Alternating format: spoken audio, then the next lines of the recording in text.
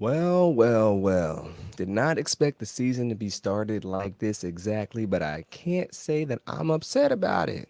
Hey, we all can't be top dogs dominating our opponent week one. Don't matter who the opponent is, as long as you get the job done. I reincarnated. I was stargazing. Life goes on. I need all my babies. Woke up looking for the broccoli. High key, keep a horn on me. That come my seat. IP ownership. The blueprint is by me. Welcome back, y'all, to the TrueSon Tribune featured on the DeAndre Way. I appreciate y'all for joining me for this episode 6 of the TrueSon Tribune podcast. We're going to work on getting this on Spotify as well. Maybe make a separate page for it. We'll see as the time goes as we build in this segment up along. And I appreciate y'all for coming to the subcategory of the DeAndre Way page as well. We got a few things to talk about. So, week one of college football is a wrap in the SEC. We just finished off the last game last night with LSU and USC. 3 teams lost in the SEC this weekend. Little surprised by a couple of them. But yeah, one of them, the win surprised me. We're going to get into all the games as well as Mizzou's opponent and the rest of the SEC's opponents for week number 2 coming up. My initial thoughts after week 1 is a lot of layups. There were a lot of FBS teams that, or FCS teams, mid-major teams, essentially, that all the schools played. A lot of blowouts, a lot of non-competitive games. I'm not going to get too over-exaggerated and too overhyped after week 1. Just going to be realistic over here, and just keep a steady flow of things because, hey, a win's a win at the end of the day, but don't let these games get your confidence too high to where it's like, okay, we're world beaters. So, a lot of the teams, we were baby beaters. So in the sense of like baby teams. We don't want any baby abuse on this page. But yes, hey, I'm just happy Mizzou got the dub, and I almost hit my 11-leg parlay, but Washington crushed my hopes of kicking it on Labor Day. Instead, I'm having to kick my butt at work all day.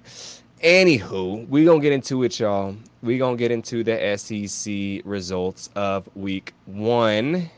So, first game was Arkansas versus Arkansas Pine Bluff. That game was a no contest, y'all. Arkansas Pine Bluff pretty much blew the tops off of Arkansas Pine Bluff. I think they scored 42 points in the first half, and then they just kept it on cruise control and kept beating down, and beating down the block. Arkansas Pine Bluff, look, y'all, maybe y'all need some milk, because y'all got slippity slapped all up and down Arkansas, essentially. So we seen that happen. We get Mizzou. Mizzou played Murray State. That's the game I covered. If you watched my post-game analysis of it, go check it out. Or if you haven't watched it, go check it out. That was the one game I got to watch really closely. One of the games I got to watch really closely. Mizzou took care of business. 21 points in the first 3 minutes of the game. Easy breezy. Murray State looked like one of the worst teams I ever seen. I ain't gonna say ever, but just one of the worst teams I've ever seen in recent memory. And yeah, it was a beatdown out of beatdowns. I don't know the last time Mizzou had a shutout, so that's pretty dope as well to see everything clicking. Murray State barely made it past the 50-yard line the whole game, and it was always in control of Mizzou. Now, I will be at the Mizzou game this weekend against Buffalo Saturday night. Should be easy. We'll get into that game too as well, but it should be an easy win. But we'll get into that later. Next game was Oklahoma versus Temple. Oklahoma 51-3. It was pretty simple. Oklahoma took a little bit of time to get rolling, but they eventually blew the tops off of Temple as well. Another small school, another big win. The first 3 games I just mentioned, I wasn't really expecting anything less. The lines were super huge, like 40 and 50 points. So Oklahoma did what they needed to do. They looked quality. I have them high on my rankings. If you didn't watch my first episode rankings of the SEC, they're pretty high on my list, and I think they're a sleeper in the SEC this year, and definitely, even though they're number 16, but they're still a sleeper because there's so many good teams. I think they have a legit chance to make the playoffs if they play their cards right. The surprise of the weekend in the SEC for me was Vanderbilt versus Virginia Tech. I watched the end of this game. Virginia Tech lost 27-34 against Vanderbilt. Vanderbilt actually looked pretty good.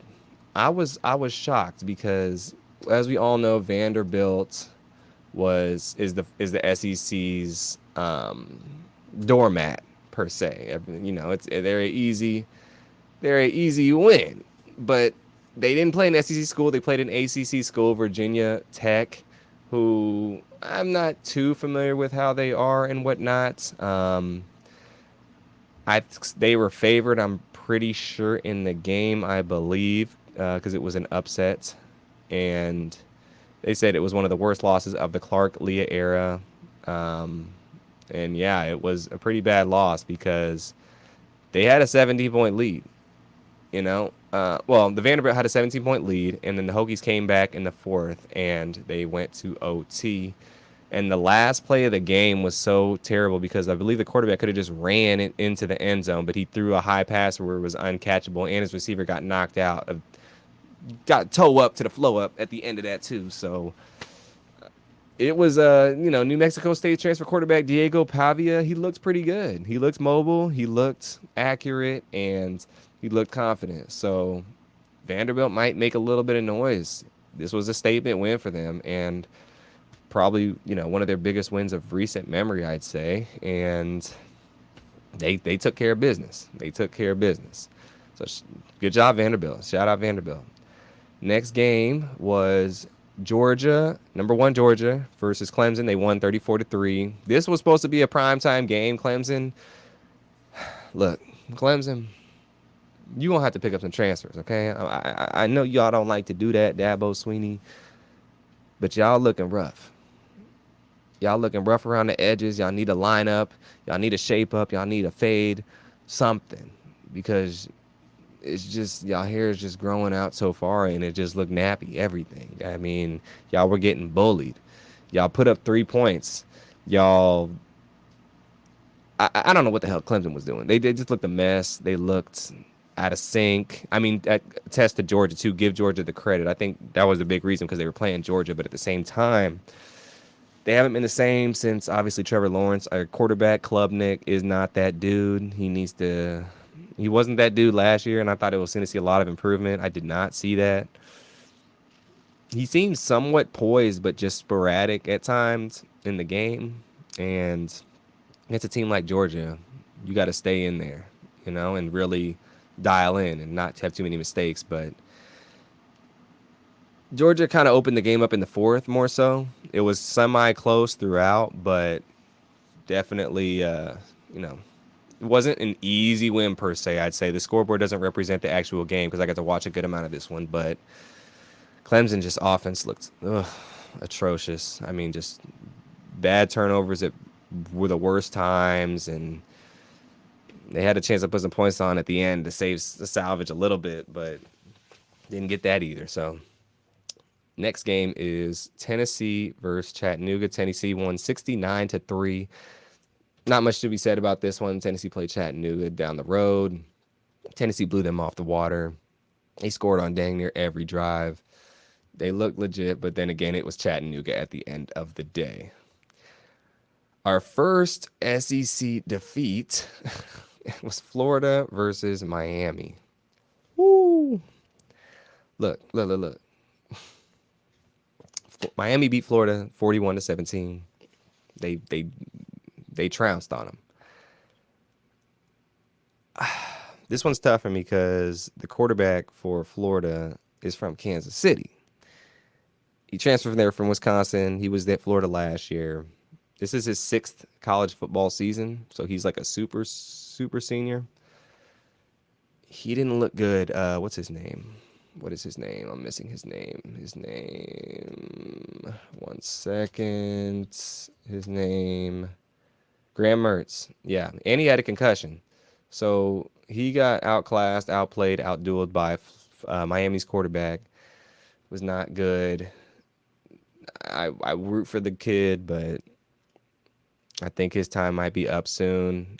Especially he might be out the next game too. So Florida wasn't expecting to, this game was going to be close either way. I think the spread was like 3.5. But to get beat down like that and then having the players after the game tell your recruits not to go there, y'all, Florida, that chomp ain't chomping like it used to chomp. So y'all going to have to get them teeth checked out and figure it out. Next game was Colorado State at Texas. Colorado State, 52-0 Texas. This game was over immediately, like pretty much in the second quarter. Colorado State, they returned their quarterback last year, who had if you remember last year, they had a good game against Colorado. Now, they're not no Texas. Colorado's not Texas. But they pretty much had this game in the bag from the get-go. Took over. Got to see a little bit of Quinn Ewers showed why he's on the cover NCAA 25, and Arch Manning got a couple touchdowns in there as well. They were on cruise control most of the game, and they set it off and a shutout. So the defense knocked them out as well. Next game, I didn't even realize this game was on. Old Dominion versus South Carolina. South Carolina won 23-19. It was a close game. To be honest, I did not watch this game. I didn't even know this game was going on. I did not bet on this game. I didn't know nothing about this game. I just know Old Dominion almost beat South Carolina, and that ain't looking too good. So South Carolina, if y'all can't take care of Old Dominion, it might be a long season for y'all too. I mean, I'm glad y'all got the dub, so y'all gonna win a couple games. But I yeah, that's not a good look. South Carolina, y'all should at least beat them by 2 touchdowns. Maybe Old Dominion's good, we'll see. But South Carolina, that's not a good omen. That's all I'm gonna say about that. Next one was Mississippi State at Eastern Kentucky University. Mississippi State 156-3, a blowout, not even close. Mississippi State, they're looked at as a lower tier SEC team. They played Eastern Kentucky, who's not that great either. They did what they needed to do. They put up a lot of points, so maybe this confidence will help them boost for the rest of the season. We'll see. I don't have them high on my list. I think I had them 15 or 14, but they're above that right now. So I know they played a mid-major, but at the same time, they took care of their job. The offense and defense played great, and that's it on them. Next, we had Alabama play Western Kentucky. All the Kentuckys was getting east, west, south, north, northwest was getting whooped down, except the regular Kentucky. But we'll get there. They played Alabama. They lost 63-0. Whoo! No Saban, no problem, they said. And yeah, the first game of the non-Saban era went just like the Saban era, was blowing out these weak teams. Alabama recently has played a lot of tough teams in their first games as of the few recent seasons, but that's good. I think they played a way lesser of an opponent for the first game of the new reign of their new head coach. The quarterback looked great. I'm missing his name, the brother. And yeah, they look like same old Alabama. So we'll see. Maybe they ain't gonna miss a beat, and maybe they have a little more freedom now. Not much as stringent activity for them to actually get back to the championship game and win another ring. That'd be crazy. I hope not though. Next, we have the biggest blowout of the weekend was Ole Miss versus Furman. Ole Miss won 76-0. Zip, zap, zope, nope. Get y'all butts back to Furmope. I don't know where Furman's at. They gonna need some cereal. They gonna need some strawberries, some milk, some bread, all the breakfast utensils to get them back in order. Cause Ole Miss looked exactly like we thought would look and more. 76 points. That's insane. I mean, a lot of schools combined. A lot of games this weekend didn't combine for 76 points, and they did that on their own. So if you betting Ole Miss this year, take the over on the games, coach. That's all I'm gonna say. There's not much to be said about this game except, dang, they whooped them down. Next game is Notre Dame versus Texas A&M. Notre Dame beat Texas A&M 23-13. Texas A&M didn't run the ball. They did not run the ball. They played at a neutral site, and it Texas A&M, it looked rough. Now, granted, Notre Dame is number 7 in the country. This was not an upset. However, Just the way they weren't able to really move the ball the whole game. They were getting stifled. They played a tough opponent. This was game was close the whole time. I don't think it's a bad loss per se. I won't say that, but any SEC team that loses is always going to look like it's a bad loss unless it's like Vanderbilt per se or South Carolina in today's day and age.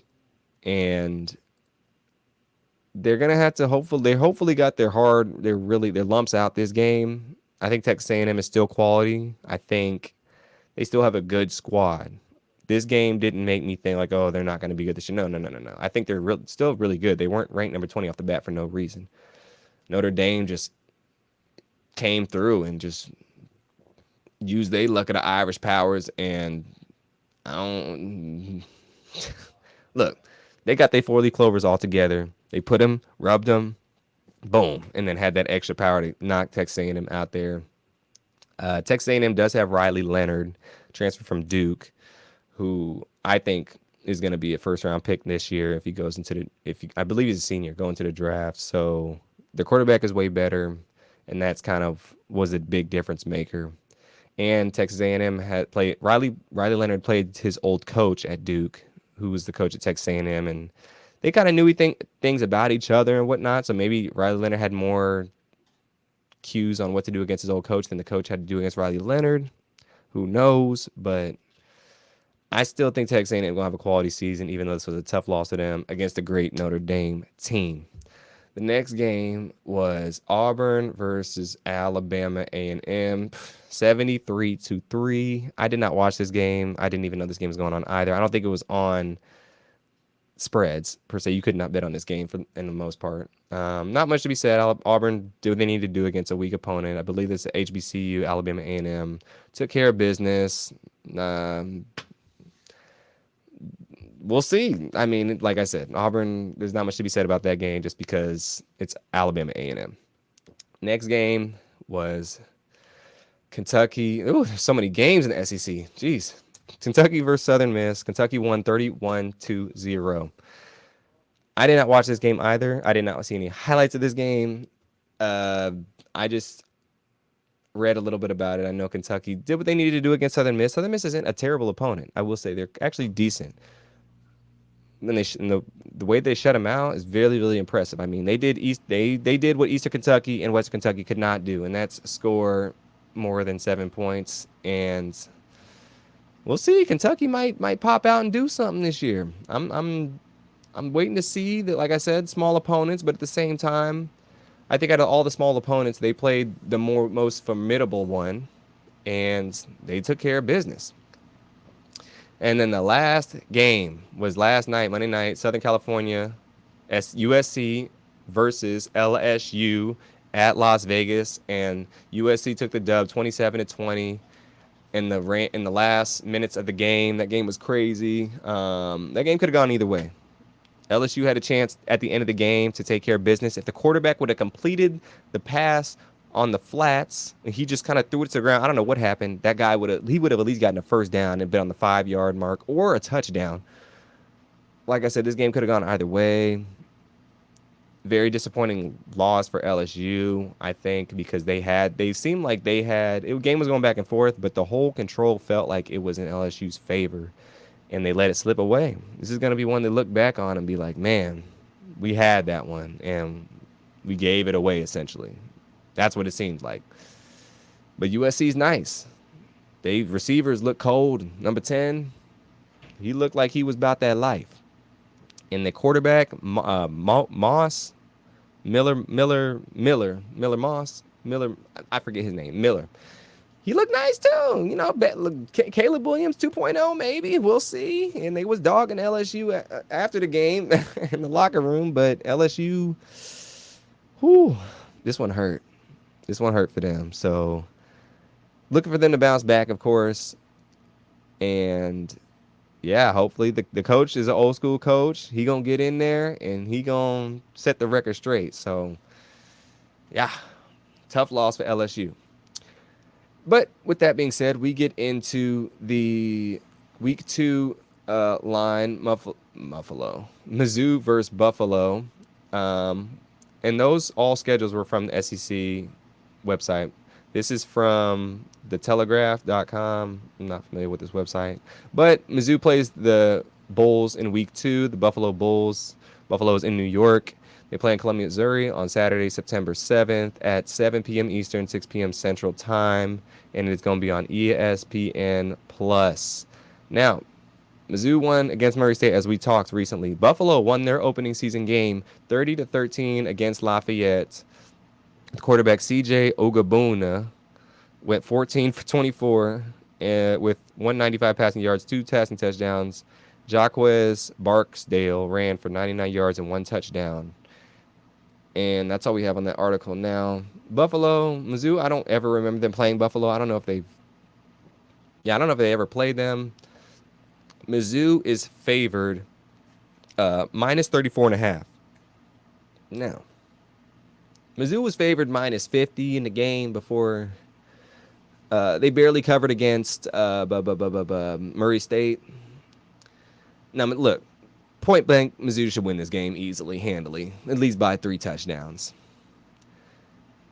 Mizzou look good. I think this is another game where they kind of just keep revving up, keep revving up, keep revving up. So when the big games come, they're revved up, ready to go, and they've see what plays that works and see what plays don't work and see what schemes work, see what formations they like, see what lineups they like, see what matchups or see what players fit right in certain schemes. And I think this is another just tune-up game. We just revving it up. We was on gear 1, now we on gear 2, and we just going to keep it rolling. So undoubtedly Mizzou going to win this game. The cover, Buffalo going to come in with some confidence because they won their first game. So they're riding their own momentum. Look, I went against Mizzou the first game. I'm going against Mizzou the second game. I will be at this one. I should. Every time I'm at a Mizzou game, I feel like they don't cover the spread. So I'm not taking them to cover the spread at this one, but I am saying they'll win. I'll say Mizzou puts up another. I don't know if they're going to put up a 50 burger because the way the game was last time, but I'll say 42-14.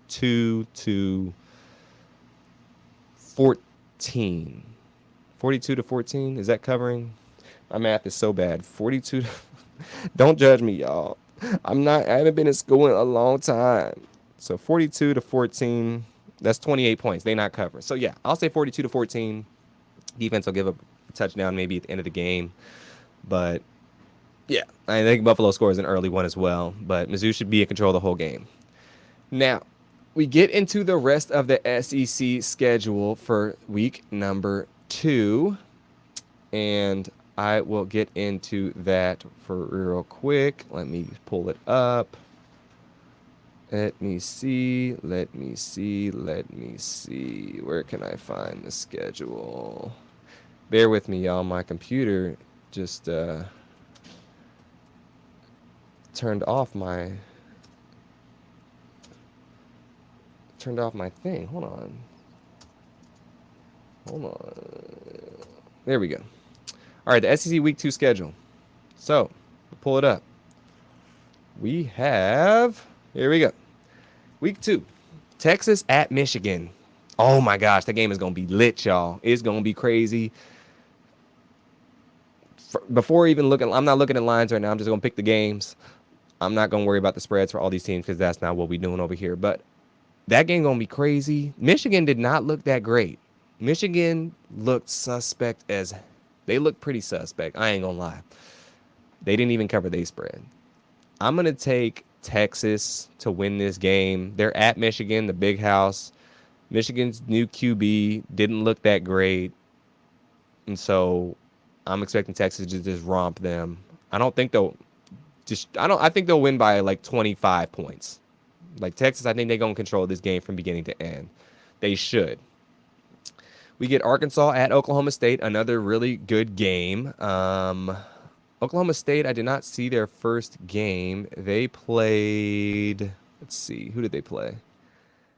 They played San Diego State, and they beat them 20-44. So I think this game going to be close. Arkansas did nice in their first game. I think Arkansas is going to give Oklahoma State a run for their money. And I'm going to take the Arkansas Razorbacks to win the game, even at Oklahoma State. They looked really, really good. Even against an inferior opponent, they looked nice. And my boy Monte Harrison on the team, so shout out to him.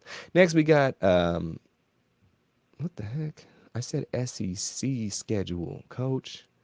SEC. There we go. I don't know why it popped up on all the games. What's going on with my computer, y'all? Hold on. We having technical difficulties over here.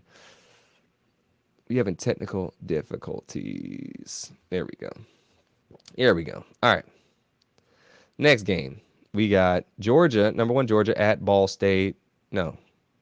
Yes. No. Yes. September 2023. I'm so sorry, y'all. What is going on with my life right now? This is not happening. I don't know why this is doing this to me.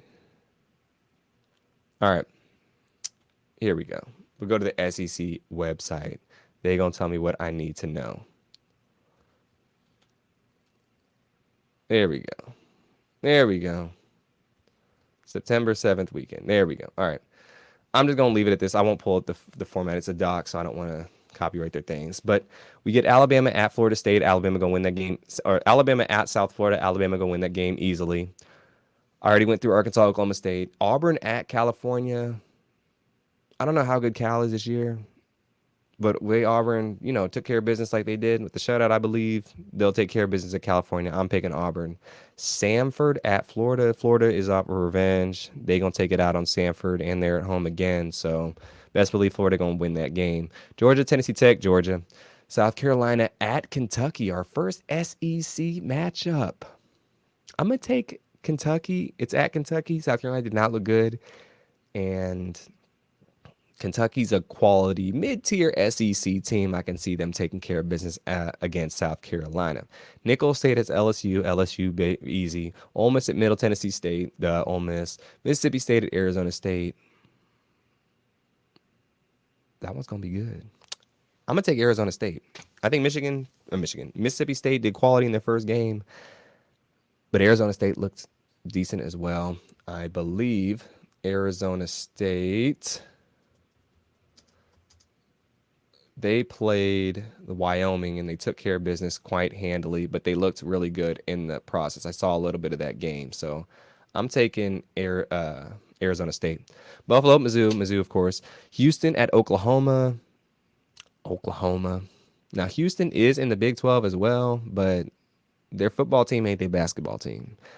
Their football team usually quality. But I think this game is actually closer than most think. I think it is going to be close, tight, highly contested game, but I can't see Oklahoma losing to Houston at Oklahoma. Tennessee versus NC State. It's the game's in Charlotte. Interesting, neutral matchup, but NC State's only like 2 hours away from Charlotte, and I don't know how far Knoxville is from Charlotte, but I'm gonna take Tennessee. Tennessee showed us who they are last week, and NC State. I don't know who they played last week. They played Western Carolina University, and they won 38-21. I'm still gonna take Tennessee because NC State. Then look, I'm taking Tennessee. We'll see, but I think that game could be closer to it. It's at a neutral site, and I think that helps Tennessee more so than NC State. Texas at Michigan, we already went through that one. Texas A&M at McNeese State, Texas A&M, of course, and then Alcorn State at Vanderbilt. Now, Vanderbilt should win this game, riding the momentum of last week, but Alcorn State, they could come out and do something, but I'm taking Vanderbilt. They proved us all wrong last week, and hey, let's get on the Commodore train. And that is it for my Week 2 SEC predictions and a recap of all of the SEC Week 1. I might come back for the game. Do I got everything covered? I got everything covered today. But yes, y'all, I appreciate y'all for joining me. Let me know if you have any oppositions of what I said and my predictions and my analysis of the games that I watched. Look, there's a lot of games. 16 SEC games to cover is a lot. And I'm focused on Mizzou and a few others, but I'm doing my best, y'all. We working on it. Hey, and like I said, this is a process, y'all. We doing the best we can with what we got. And that's all can be said. But we got to get used to the 16 game slate. This is a lot. So thank y'all for joining me. I appreciate y'all. Until next time, peace, blessings, and deuces, and M I to the Z.